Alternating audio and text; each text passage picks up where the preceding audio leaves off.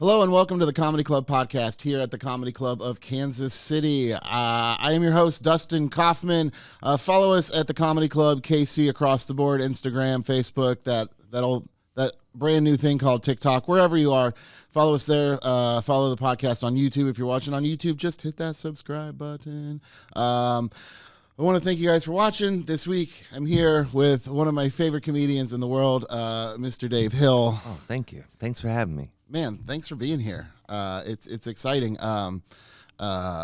You're so fun to watch on stage. You bring it's such a different approach, unique. It's like a refreshingly unique just energy on stage. You shred like nobody's business on the guitar. You're not just up there doing like, here's my acoustic comedy. You are shredding. You bring a band to the stage. You pulled out nunchucks, Dave. Yeah. You have to really.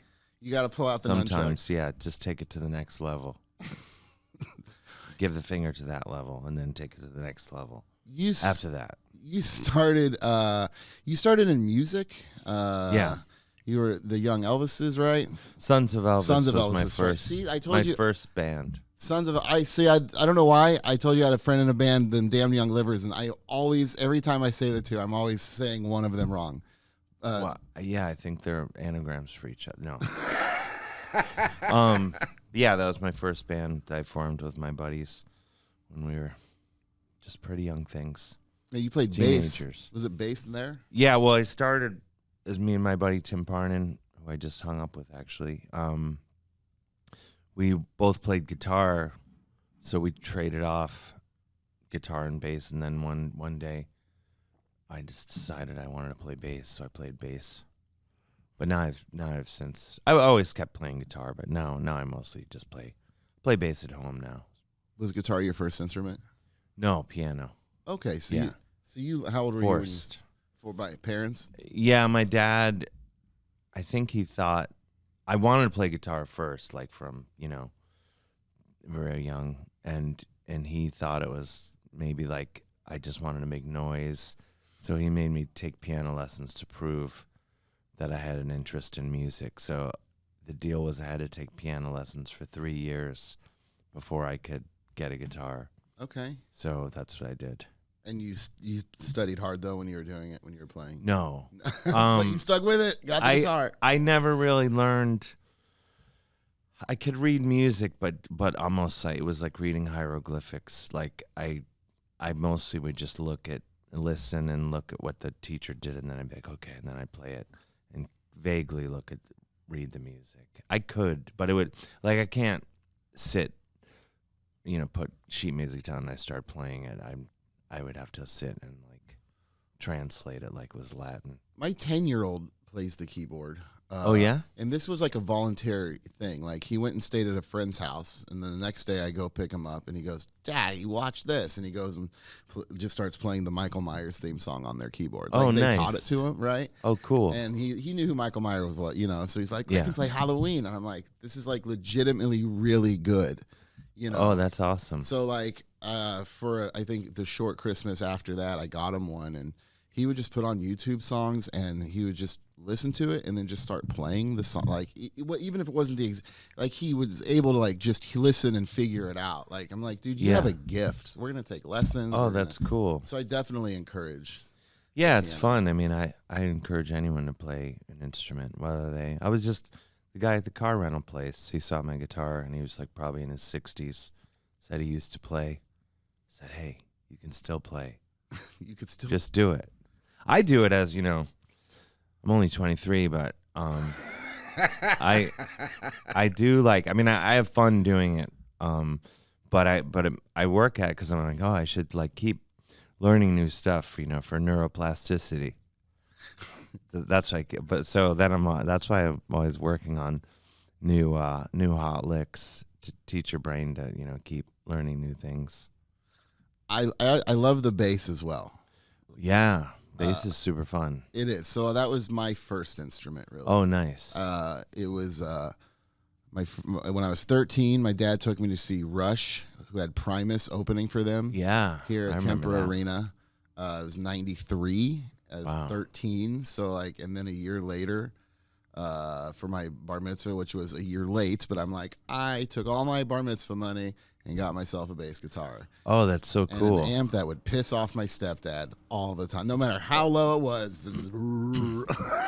Well, that's the thing. I mean, that's kind of why I switched to playing bass in my first band, because we didn't have big amps that that we would later get, and then now in my old age I've switched back to the smallest amps out of laziness, and all my big amps are just in storage. But because we had the little amps, the bass was always so fun, because even out of a little amp, the floor shakes and your whole body shakes. Not a good apartment No, instrument. and we practiced in our apartment in the Bronx, and would just play fully insanely loud.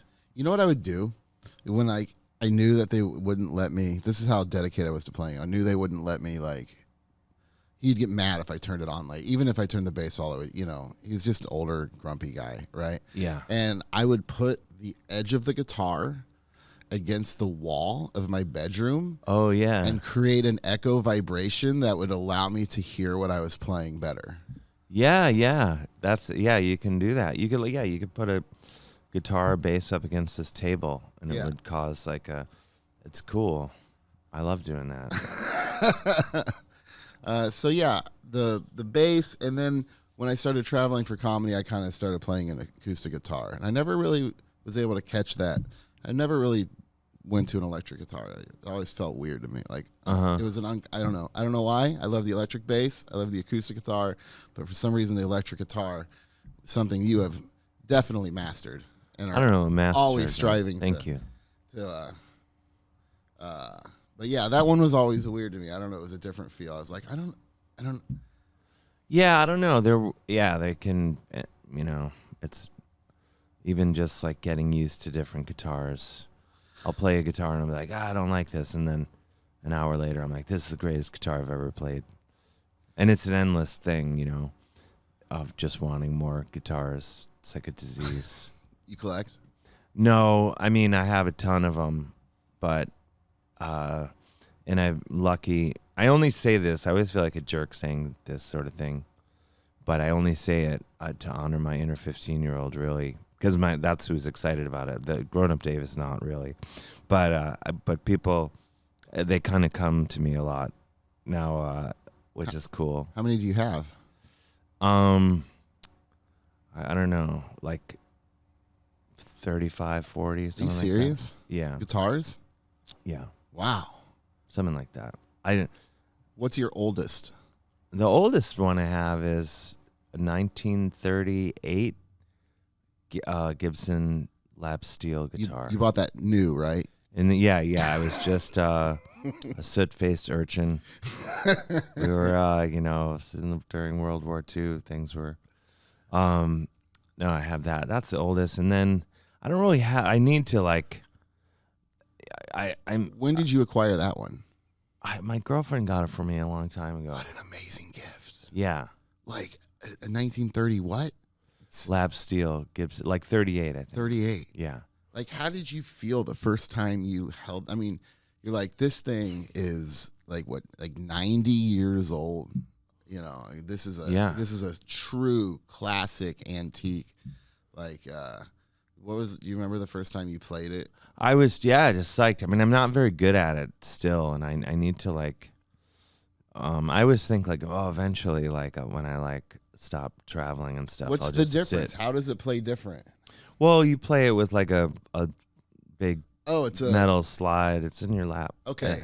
Hence the name. You could play it on a table or whatever, but so yeah, it's a totally different. It's a different approach. altogether. So it's like the same. different from a guitar, kind of. Have you thought of it? I mean, and as a piano player, do you look at this as like, okay, this is a guitar, but I should play it like a piano? That's an interesting way to think about it. No, I mean, not really. I mean, if it's uncomfortable for you, I mean, you could just say, take that piano instinct. Like, I'm used to playing like this. I know how to play like this. Yeah, I don't know. I just gotta get better. Like Better. get better at it. Would you ever put it in your act? Yeah, I mean, my thinking about it was when I got it, I was like, because my plan, my hope is eventually, when my looks begin to fade in 20, 30 years or whatever, I think, then I'll fully lean into being like a crazy old guy, and I'll just like, get like big turquoise rings and things and I can't really grow a beard, but a good one anyway. And yeah, and I thought like then I'll just go crazy lap steel, and I'll get like some young bandmates that I'm very abusive towards, and then I'll just keep going, doing what I'm doing.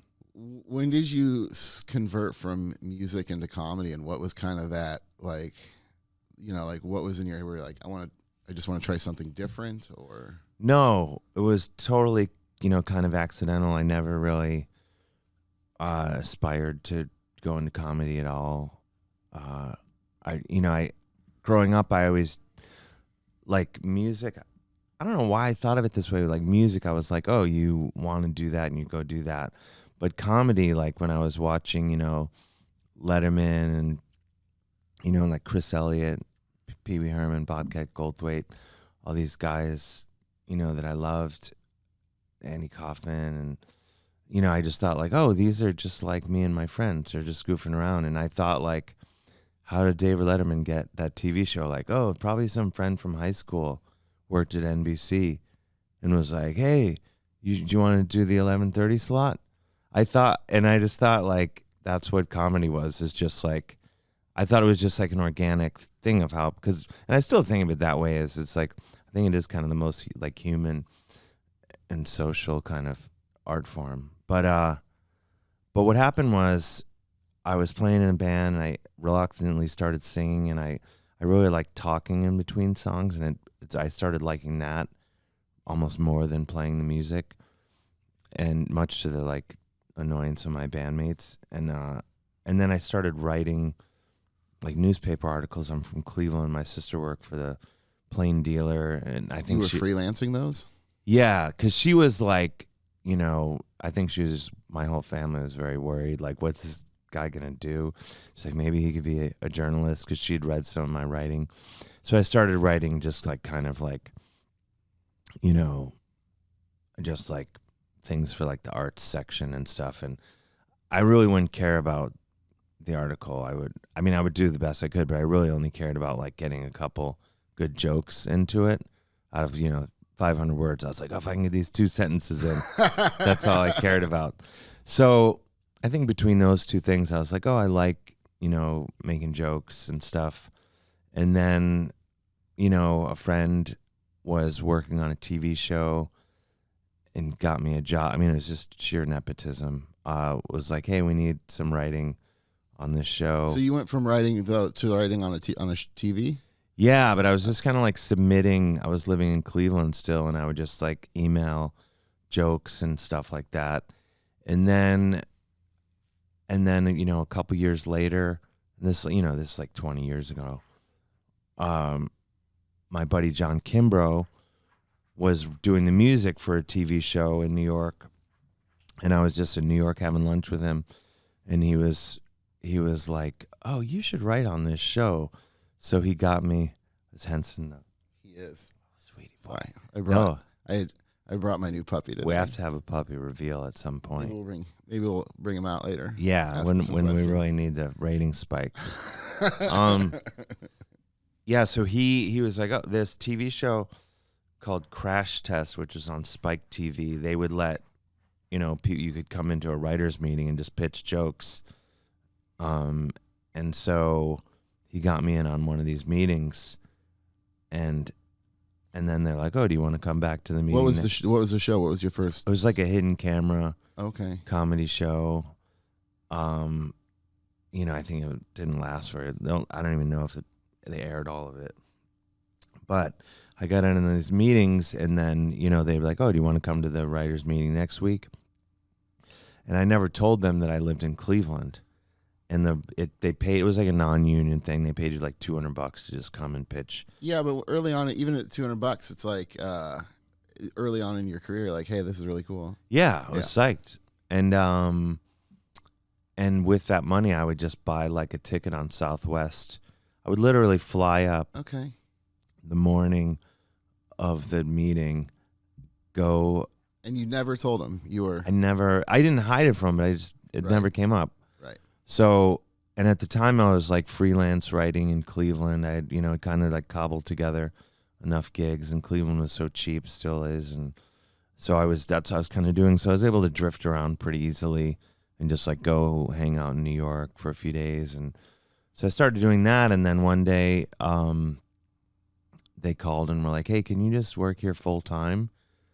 And I was like, yep, all right, see you Monday. And see you Monday. Let me just. And I sell just my had place real quick. I just had a duffel bag, Oh my and God. and it just worked out. A buddy of mine had just broken up with his girlfriend and needed an apartment. I mailed him my keys. He moved into my apartment. Oh wow. And then so I was writing on this show, and then from that I started messing around with video and stuff, and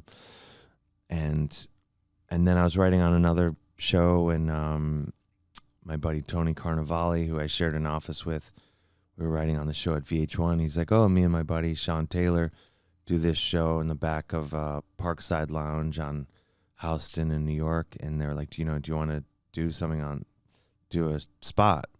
And so I was like, yeah, and I'd never done comedy before and gave zero thought to it. I was like, oh, better head down there. Like and at the time I was writing like a journal. I tried to write like a journal every day. And so I just like looked at my journal, I'm like, oh, this seems like a good page, printed it out and went down there. And then I just read. So the first few shows I did, I would just read from my journals. Now this was when you moved to New York. You had already like.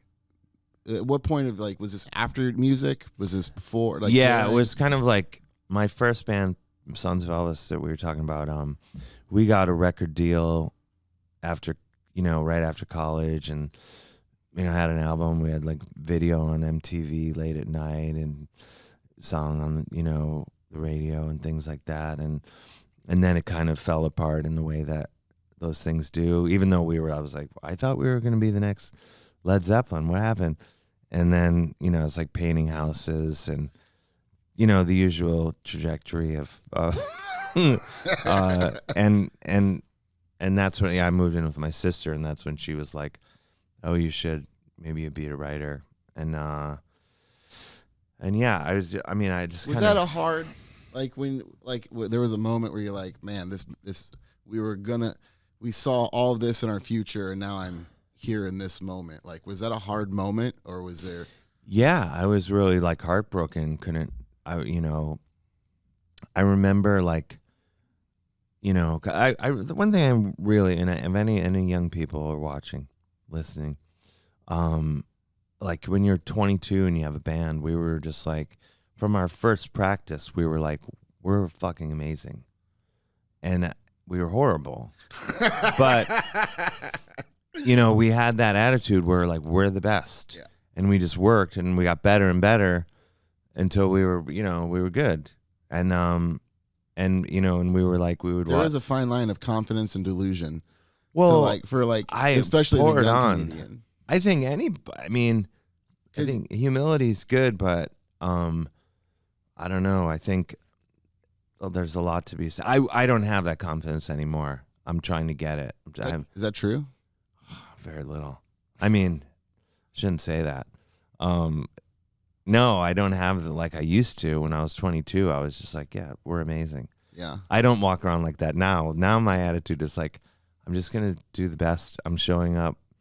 I'm doing these shows here. I'm like, my attitude is like the same thing if you asked me to cut the lawn out front. I'd be like, I'm going to show up and do the best job I can. But then I have the outfits and stuff. And then when I get, I'm lying to you. When I walk out there, there's a complete 1,000% shift. But up until that moment, I'm just there and I'm like, I'm here. Well, that do the adrenaline best job that I just can do. when your foot hits the stage, it all changes. Yeah. But up until then, I'm just like, I'm just going to do the best I can. And that's all I can do. but I think that's good. I wish I had a bit more blind confidence in the other 23 hours of the day. What was the inspiration on the jumpsuits? Well, during when sort of like in the pandemic, when it first hit, we're like, oh, this is gonna be for a while. My girlfriend and I, we live in New York, and there was like, a mobile morgue on the corner. We were kind of like, hey, we should maybe get out of town, and we were like, oh, this is probably gonna take a couple weeks, and we drove to her mom's house in Ohio, and she had like an apartment above her house, and we kind of. Did you say a mobile morgue? Yeah, they were all over, and there'd just be like a freezer on the corner with bodies in it. Seriously? Yeah. So we didn't have that in Kansas City. They're not putting that on the news. No, yeah, there was, yeah. Maybe they did. I don't remember hearing. We might that. not have required them. I don't know. Yeah. In my medical opinion, I don't know. But yeah, so we went, and we thought we'd be back there for like 2 weeks, and then. Once we realized, okay, this is going to go on for a while, I was like, all right, this is serious. I need to get some jumpsuits. And I was like, I'm just going to wear jumpsuits. I just wanted to create this fantasy world that I would live in to get through it. And I kind of did. So I found this woman, AnnaHerman.com. Go to her. I found her on Etsy, ordered one jumpsuit, and I would just wear that. And I was like, I need another one for the cocktail hour. In the early is me, my girlfriend and her mom and our dog, and we're in the early, it's the salad days of the pandemic when it would be like cocktails at 5. And so I would have a jumpsuit for that. The first 3 months of the pandemic were the greatest 3 months of my life. But anyway, so then I started wearing the jumpsuits on stage. Not all the time, but like more often. And then I did a couple tours of Tenacious D opening for them, which were the funnest times of my life, probably. And I had this one jumpsuit, and it was good, but like, it just like the belt cut across just like gave me it wasn't very sexy. It was sexy, don't get me wrong, but I was like, then we did an arena tour in the UK and Europe in May, and I was like, hopefully the first of many arena tours I'll do in my lifetime, I thought, but I was like, it might be the only one. I can't mess around anymore. I need I gotta step it up on the jumpsuits. So I found a jumpsuit maker in Brooklyn, Risen Division. Getting all my jumpsuit plugs in. I'm stealthily on your show. But and I got a couple of jumpsuits from them. And yeah, so the jumpsuit lifestyle. I mean, I'm not wearing one now, but it's one temperature, head to toe. You're just in there. It's one ecosystem. You're not like, oh, my crotch is sweating, my back is cold. Whatever. It's one temperature. Yeah, it's a lot of fun. It definitely adds to the character too. The patchwork you got going on this right now. When you were out with Tenacious D, was that your first run with them? I did a run in the States with them in about like a year and a half ago, maybe. How did you end up on that tour? You absolutely are a perfect fit. Oh, thank you. It was an amazing. It's not like, dude, how did you get that? No, it was. I mean, I had met those guys before, but hadn't seen Jack or Kyle in years, and didn't know whether I wasn't like really aware that I was like very on their radar, and but I think like mutual friends have been like, I'm just speculating. Well, friends have told me. Did they reach out to you? Yeah, I literally just woke up one morning and I had my laptop at the side of the bed, pulled the laptop in the bed, and there was just an email saying like, hey, do you want to do this tour? And I was just like, what? But yeah, no, as I say it, like, yeah, like I think, several friends, John Kimbrough, Petra Hayden, and Puddles Pity Party, Mike Geyer. I think all three of them had kind of like whispered. Puddles will be here in Kansas City opening for Weird Al in June, I think. Yeah. That's gonna be amazing. I'm We gonna already see have them. our tickets and stuff. Oh my gosh, yeah, I'm gonna go see it at the Garden. I mean, I'm assuming if either of them are watching, I'm assuming guest list. I'm assuming, but yeah. So Puddles had done some dates, and I think he, I think some. So anyway, but yeah, one day I just woke up and there was just an email like, hey, and I was like, what? And so yeah, we did one tour here in the States, and it was amazing, and like just the nicest, best guys, and was really like an instructive experience for me because I think up until then for years I always kind of felt like like not quite fitting in wherever I was. I kind of felt like the dog in the family, welcome, but not the same as like I kind of felt like weird all the time. And then when I was with them, I was like, I feel completely at home. This makes sense and I just learned so much from them, about in so many ways. It was just an amazing, and it's kind of like just changed my whole outlook. It was like they're life coaches, really. Are they? Unintentional life coaches. Just amazing guys, and amazing, hilarious, amazing musicians, and yeah, super nice to everybody.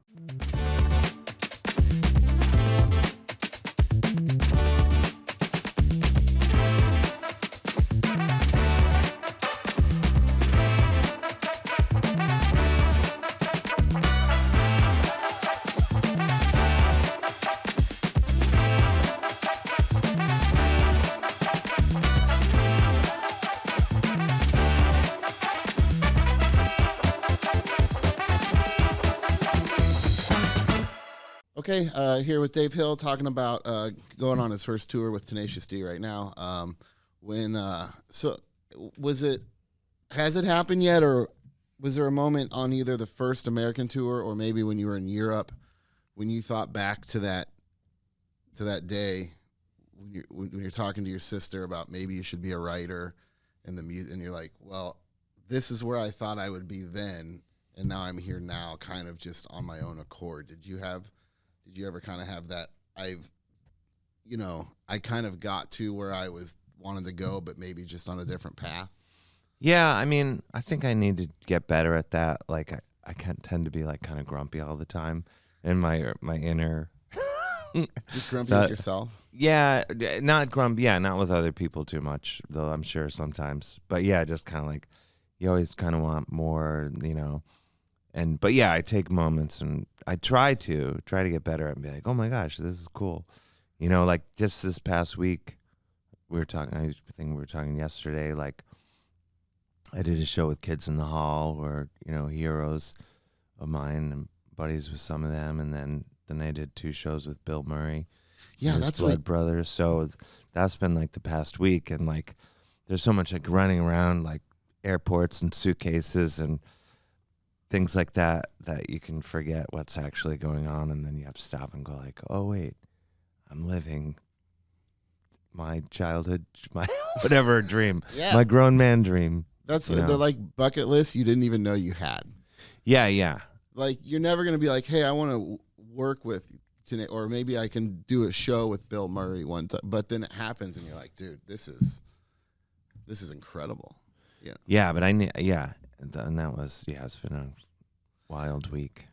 That was all just this week. You came. Yeah, what's today? Saturday. That was when Tuesday, Wednesday, Thursday.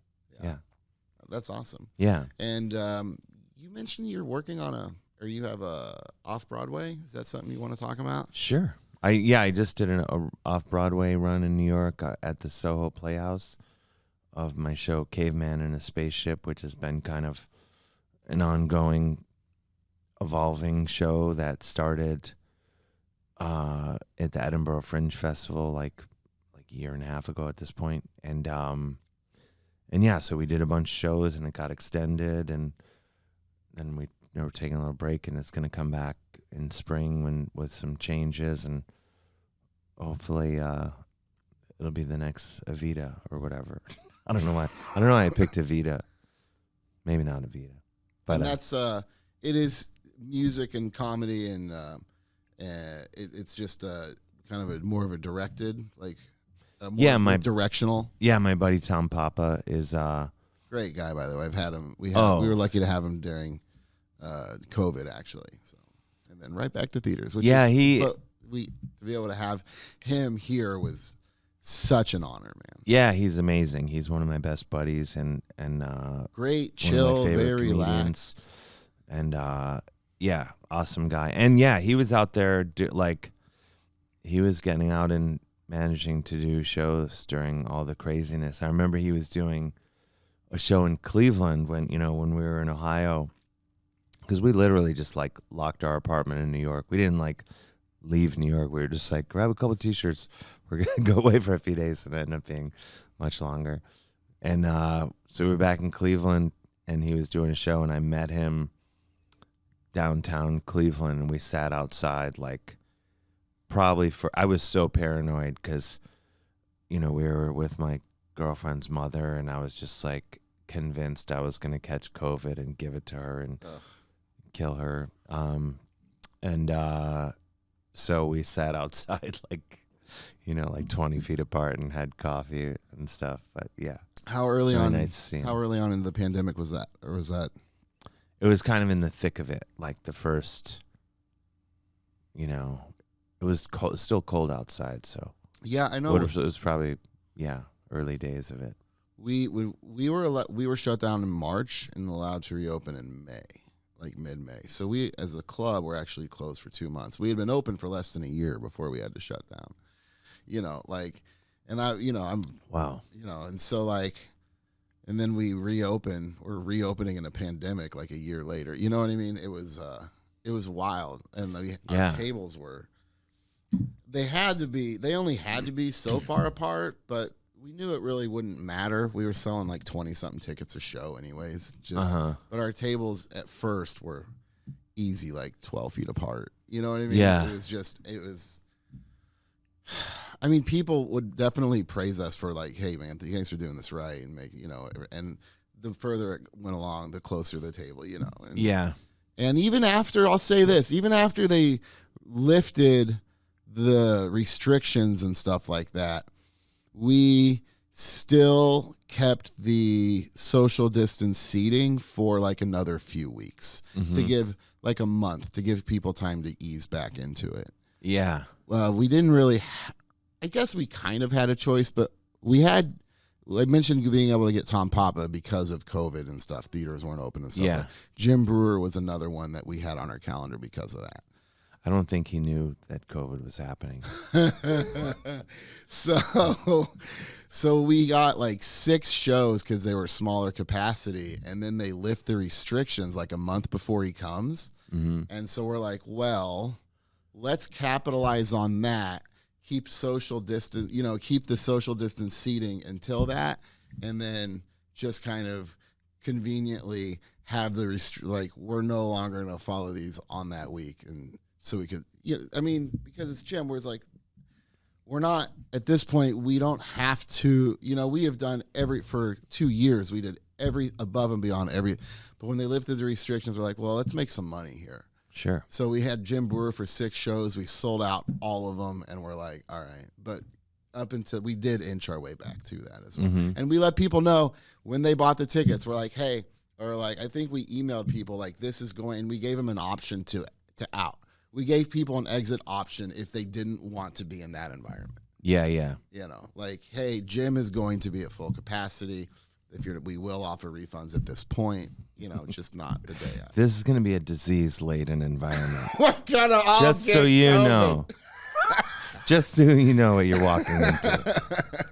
We're all having a party. We're going streaking. Yeah. I mean, so yeah, I understand the 20 feet apart and stuff like that. Just keeping your distance.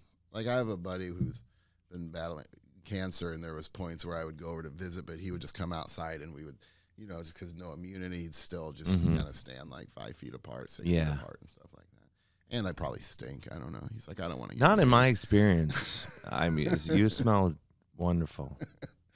So what are your goals moving right now? What are my goals? What are your performance goals? Hold on. Not like what do you want to do? What do you want to do with comedy at this point? I mean, because you're very free. You're the traditional stand up. Then you have the music. You bring on a band. Do you have anything performance wise you'd like to start doing? I think just like kind of.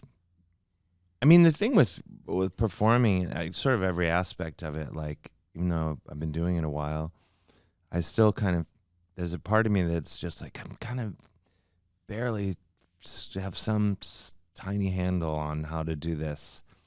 And so, which I think is good on one level, because I'm kind of always like, I'm kind of always kind of excited to figure out new things.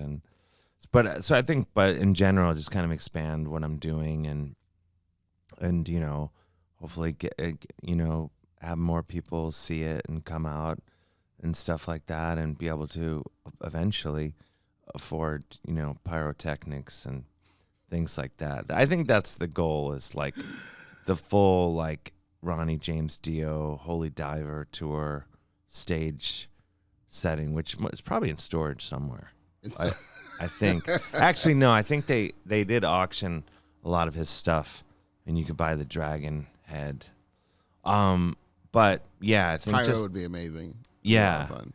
Just kind of growing it and just kind of more. I mean, like I've gotten I'm an amazing BMX rider now. No, but I started riding like pedaling BMX bikes and riding. You're always riding your bike on social media as well. You have a lot of fun videos with that and stuff. I love that you're selling cones. Yeah. I mean, that's I have a message of chaos. Follow Dave Hill on Instagram. It really is. What is the Instagram? Just Mr. Dave, Mr. Dave Hill. It is really one of my favorite Instagram channels to follow. Your video, like when you're in front of new businesses or with the names and just the all of it. It's very entertaining. Oh, thanks. Yeah, I mean, I'm just trying to entertain myself, really, and hopefully other people will like it. You do a good job of like creating content for the internet. A lot of, I know, and I think that's important. I know a lot of comics will just put out their stand-up and stuff like that, which does get views and does get tractions. But I do think creating content for the internet, like for the people, like saying, hey, you're at home watching this, I'm going to make videos for you. In return, I want you to come here. But they are very engaging. You do a good job of just kind of focusing on and putting out a lot. Oh, thanks. Yeah, I mean, I post some live stuff, but yeah, most of it is just whatever stuff I'm just do as I'm out running around, walking around, just running into stuff. What percentage of just out and about versus performance do you think you're posting? I mean, most of it's just out and about. Yeah. Like I don't know. I don't really tape shows all the time. I know, and like a lot of people are, and I'm not criticizing. I guess I don't know, but like a lot of people are just posting like crowd work, kind of clips, and I get why people do that, but I have no interest in really doing crowd work and stuff like that. I do it sometimes. I mean, I do it in my show, but like. It's I realize people do that because they don't want to like burn out their material on social media. What ends up happening is you see a lot of people, definitely not everybody, but you see a lot of people who are going like, I'm going to do this much crowd work now. So it's like it has become like a 20-30% of their show because they're trying to create content and stuff like that. Yeah, I mean, I don't know. I'll say instead of just capturing, it's not really the hardest. Crowd work. It's the easiest part of the job, really. I mean, for a while it was filler, but I'm not. There's people that are great at it. My close personal friend, the celebrity Todd Barry, as one example. Many people are great at it. I'm not knocking it. I think a good comedian should be. It's an important tool to have as a comedian. You have to be able to respond and react, and I mean, they always are big or lat, right? But I mean. It was just always just a tool in the back pocket. It's here if I need it. Don't fuck with me. I have an act and I want to do it. Yeah. But I promise we can go a different direction. Yeah, no, I'm into it. I just don't like, those things like comedian owns Heckler. Yeah. It's like, nah, no, you didn't. You have a microphone. He didn't have one, so it's not that hard. Right. Yeah, it's interesting how it's definitely changed. I brought you. I told you. I mentioned I got a new puppy. This week, and I was like, I might have to bring the puppy, and you're like, bring the puppy. My main thing, I mean, we've been talking about all this other stuff, but my main thing in life is dogs. That's I haven't figured out how to monetize it. I do the other stuff, so put your dog on social media. I know. On Instagram. She's not that into it, but I do. I did create an account for my dog, but I didn't really keep up with it. She has a largely private life, but. Should we bring him up for a second? Yeah. Yeah. That's good. I love dogs. I mean, I was making out with your dog before we started doing this. You did. You immediately. Oh my gosh. Look at that, sweetie. Look at him. This is Henson. He's 15 weeks. He's a Muppet right out of Fraggle Rock, I think. He really is. And so I named him Henson because of that. I spilled a little coffee on him as we were getting out of the car. But if you're going to spill coffee on a dog. This is the dog to do it. And on my shoe. I mean, hopefully it wasn't too hot, but it's not going to stain him. It's going to blend right in. Yeah. Oh, look at him. Look at him. Yeah, this is all the content we need for social media. None of that other. My whole thing. I mean, my dog obviously is my main sweetie, but all dogs everywhere. I'm just constantly. I've never been a dog guy. I've had cats. As a teenager, my mom got a dog, and it was a Shih Tzu. I'm like, well, who's this dog for? You know, and I'm 14 years old. You come home with a Shih Tzu, and you're like, we got a dog. Like, you got a dog. Yeah, I mean, I think there is something different. You know, when you get your own dog, it really gets in your heart. He's my first. My first puppy, and my kids really wanted a dog. You know. Yeah. And oh my God, look at that guy. I know. Hey, he's so you're handsome. a sweetie. Yep. He is. He's good. So, you know, he's 15 weeks, and he is like he's a mini golden doodle, that second gen. So, what does that mean, second gen? So it means they are 3/4 poodle and 1/4 golden retriever. So like one of the parents is purebred, but the other one is a golden doodle. Oh, gotcha. So he's hyperallergenic. He won't shed. Which means he needs to be brushed a lot. And there's so much loved. Oh, my gosh, yeah. But he's my first puppy, and he's my buddy. I mean, I went to go look at commercial property yesterday. He came with me to look at, It's good to get a dog's opinion of stuff. Yeah. Hey, what do you think of this? He didn't pee on anything? A dog's opinion of another human is quite valuable. Yeah. Oh, yes. Yeah. And he's super chill. And, the fact that he can lay here. I mean, he scratched for a minute, but then he calmed down, and he's just been laying chill. You know, he fake shakes in the car so he can sit on my lap. And he what do you mean? Like the first time, when I first got him, he was just shivering. When you put him in the car, he's like, I'm so scared. Oh, gotcha. So he realized that if he was scared, I would hold him after a couple times, and so he would just lay there calm, and I'd look at him, and his arm would go. Oh, wow. Look at it. Look at it. Don't you want to hold me? Oh, what a sweetie. Oh, he's a sweet boy. He is. Oh, my gosh. Oh, my goodness. So, yeah, he's my first puppy. My kids are super happy. And, yeah, I'm super happy. I'm going to train him. I'm going to get a trainer because mildly doing okay. Mm-hmm. But, I think a little extra work for the first couple months is worth a lifetime. We didn't do that with my dog. Did you never do you have issues, or is it she's pretty good. There's probably she could be a little more trained, but mostly pretty good. I mean, the whole thing about treats when they go outside, he won't take treats. He just won't take them. He doesn't want treats. My dog, he sniffs them, and I've tried every flavor that they gave me. I'm like, I mean, good. I mean, my dog Lucy wants treats for having done anything. She wants a treat to eat before dinner, and then she'll eat dinner, and then she. You want me to eat dinner? Give me a treat. Yeah, and then my girlfriend's trained, gotten as in her, as so she gives her like, here's a little something. Now, if you eat this, then you go eat your dinner. Don't spoil your appetite. And then when she finishes dinner, she wants another treat, and she has like it sounds like a cat almost. She goes like, meow, meow, and like that's her like, I finished dinner. Look, treat time. Yeah. Dessert, and then she needs it for like, if she goes to the bathroom, she wants a treat. You know.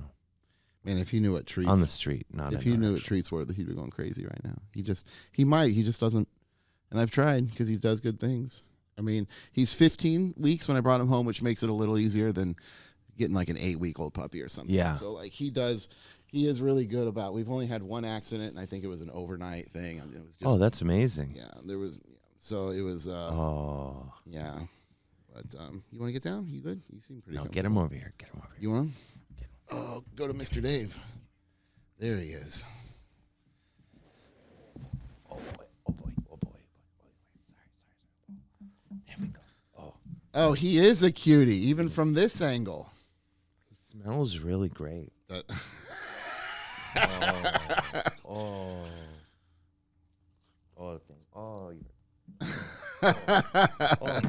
Oh my gosh. Oh my gosh. So, what was your first dog?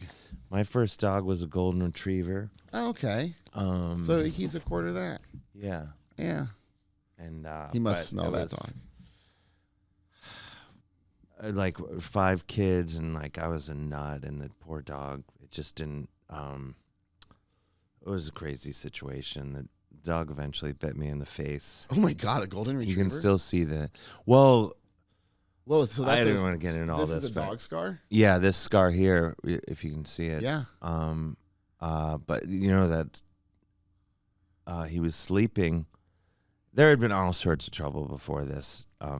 With the dog. Yeah, Okay. like just because I don't know, that it was just like, and we had the dog for like 3 years, and then one night I went to kiss him goodnight, and he was asleep, and Oh my God. like he was startled and like bit me in the face. So it's like literally that, let sleeping dogs lie. I learned really what that meant that night. And anyway, and he was a big, really big dog, and my dad was like, I think, this isn't working. And it was extremely sad. But it didn't make me ever like afraid of dogs. How old were you? I was 11. Okay. And then, so he went away, which is very sad. Did you guys? How was he older? Did you just give him to a shelter? No, You had to put him down? Okay. He was pretty young. He was like 3, so Oh, I think hopefully he found a new home. without 11-year-old kids. Yeah, and then a few years later, my parents went away for the weekend, and my sister bought another dog while they were gone, and so they came back, and we had a new dog, this Chow mix named Chloe, who A is smaller dog. a little smaller, yeah. Yeah. And she was around for a long time. Yeah. 15 years or whatever. And now I have my dog Lucy, who's like a pit bull. I had my friend's Rottweiler for like a year. Really? Yeah, because she moved back in with her mom, and she couldn't have, so he moved in with me and my sister, and it was amazing. And Sweet dogs. Yeah, but then she wanted him back after like a year, and I was like, okay, bye, buddy. How do you do that? It was heartbreaking, but what are you gonna do? Was she like, hey, will you watch my dog while I'm traveling? She moved back in with her mom, and her mom didn't want the Rottweiler in the house or something, and then eventually she decided she did, so they took it back, and then No take-backs, man. I know. No take-backs. I mean, unless you're like, hey, will you watch this while I'm at my mom's? There's some implication that I may need the dog back at some point. I think it was probably implied. I can't remember. And then Well, good for you. Lucy, we got Lucy. She just turned 10. Okay. You got her as a little puppy? Yeah, she was just Oh. placed in my hands on Yeah. a street corner. I mean, I had arranged to meet someone and get the dog. It wasn't like, yeah, it was arranged. she was a tiny little Taxi, baby. a dog. A dog just appeared. Yeah, it was literally like, almost 10 years, like almost to the day, right around now. And she was a couple months old, and just placed in my hands. Went to the pet store, got her leash and a collar and a bowl and all that. Any advice to a new dog? I don't want to say owner and I don't want to say parent. Is there a better? I'm like, I have two. I mean, it's kind of like it is like having a baby. A new dog, fine. Is there to a new dog parent? I'm a dog. Like, do I have any advice? For a new dog owner? Just have the best time. Just have the best. Just have fun with it. Yeah. And I mean, just treat him like the greatest thing on earth, which he is. He is pretty great. Yeah, give him whatever he wants. The dude all abides. Spoil him and tell your kids it's not about them anymore. You guys were always tight at number one. Your dog will never disappoint you. Dogs just endlessly inspire. Oh, fascinate. It's just endless love. Yeah. Every morning, my dog, we wake up and we just make out for a solid 10 minutes. And I'll get home after having been gone for a week or so, and I'll walk in the apartment and I'll have to, like, out of obligation, like, go kiss my girlfriend. It's totally performative. I love her, but I gotta kiss her first and act like the dog is second, but it's not the case. We all know. No. We all know. But no, my girlfriend knows. But yeah, so it's that's funny. And it's hard, like, I travel a lot, and my girlfriend, I can talk to her on the phone. She knows I'm coming back. And but my dog, she thinks I'm dead right now. You just teach them that you always come back. Yeah. I felt that last night for the first time when I came home from work, and my mom was my sister last night watching the kids. So I come home and she's on the couch, and the dog's like, "You're home. And the kisses and the jumping and the hugs, and I'm like, oh, my kids haven't done this in years. Yeah. Every single time, the dog's like, "Oh my gosh, this is amazing." I can't. And I still get charging hugs sometimes, but not nearly. How old now are your it's kids? like, "Hi, Dad." They're 9 and 10. So now it's like they come home from school. They're like, "Hug," and we're gonna go play video games. But I do still get a hug, at least from the 9-year-old usually. All right. Well, this is a lot of fun. We got 2 more shows tonight. This will come out in a few weeks. Anything you want to promote? Yes. Well, my off-Broadway show will be coming back. I'm not sure of the dates yet. I have a comic book series coming out. Wait, really?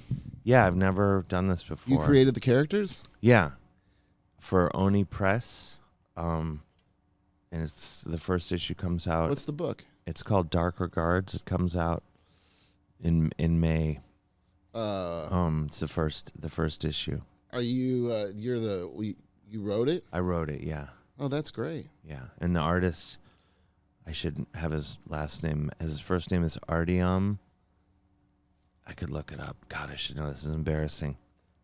And he's in I don't know, like Estonia or somewhere. So this is He's amazing. Is it a graphic novel or is it a multi-part series? It's 4 issues, and then it'll be released as a graphic novel. Okay. Later.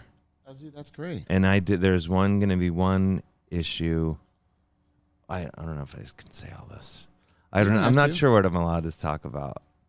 Whatever. I've said too much. I've said too. Kill. I was going to say all these other cool things, but I don't know what I'm allowed to say yet. This is breaking. Breaking news. Yeah. I'm excited when it comes out in May. Yeah. Okay. First issue. Yeah. Yeah, so I'm excited about that because that's a new, something I have never done before. And yeah, other than that, I'm doing. Oh, go ahead. I'm doing a tour with Michael Shannon and Jason Narducci and friends. They're a couple of buddies of mine, and we did a tour last year. They did a show of all REM songs at the Metro in Chicago, and it was a huge success. And people wanted to do these more shows with them, so I opened a tour with them like a year ago, and we're in 2 weeks from today, roughly. We started a national tour that'll be about a month long. I'm gonna open that, and and John Stewart from Wilco's in the band, and I'll come out and I'll do my shenanigans. Yeah, and then they'll play. It's so much fun. Congratulations on everything. Thank you. You know, from starting as a musician to being maybe one of the most rocking acts in comedy today. Do you consider yourself a comedian or a musician or both? I guess both. You know, I mean, I always kind of feel like, you know, sometimes I'm like, oh, when I'm, you know, my inner voice that berates me daily, you know, when I'm doing comedy shows, I feel like, oh, people think I'm just this guitar player that's got a couple jokes. And then when I'm playing with musicians, I'm like, they just think I'm some comedian who's good at guitar. All right. Well, definitely a total package. Follow Mr. Dave Hill. Find him at a town near you. Check his website. It is a live show that is a must-see. Thank you so much for being here. Thank you for having me. Hopefully we can do this again next year. I hope so. And if your book kicks off, you can come sit in our booth at Comic-Con and sign books and out of our booth. I will be there. Are you in San Diego? No, we do it here locally. I'll come here. But yeah, next year we could do that. Yeah, I would love it. All right. Well, It shall be so. We'll just book you for the weekend that week. Sweet. All right. Well, we'll see you next week. Thanks, guys. Thank you. Thanks for having me.